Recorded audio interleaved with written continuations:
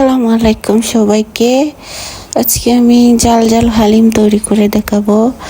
অনেক বৃষ্টি হচ্ছে, বৃষ্টির মধ্যে জাল জাল হালিম খেতে ভালোই লাগে। তো আমি প্রথমে পেঁয়াজ বেরেস্তা করে নিলাম, আর একটু টেস্ট বাড়ানোর জন্য আমি মাটির হাঁড়িতে হালিম রান্না করব।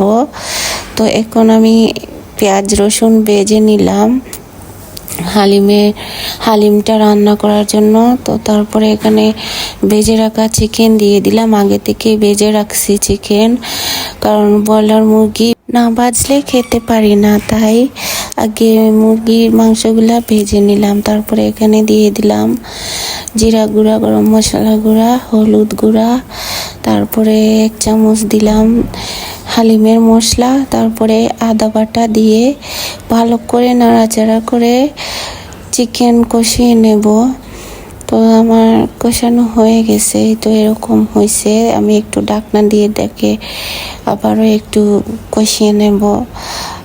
আর দেখতে পাচ্ছেন তেল উপরে উঠে আসছে। এখন হালিম দিয়ে দেব। এটাকে আমি 4-5 ঘন্টা ভিজিয়ে রাখছিলাম।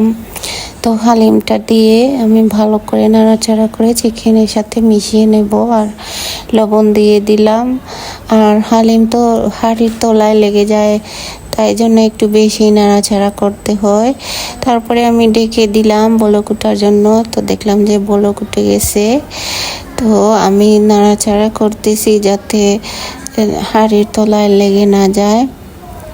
তারপরে আবারও ডেকে দিলাম যাতে ভালো করে সিদ্ধ হয়ে যায় হালিমের ঝাল।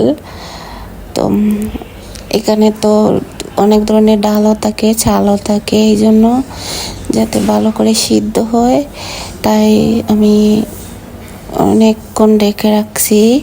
তারপরে হয়ে গেছে দেখলাম, উপর দিয়ে দিলাম পেঁয়াজ বেরেস্তা দিয়ে আবারও একটু নাড়াচাড়া করে নিলাম।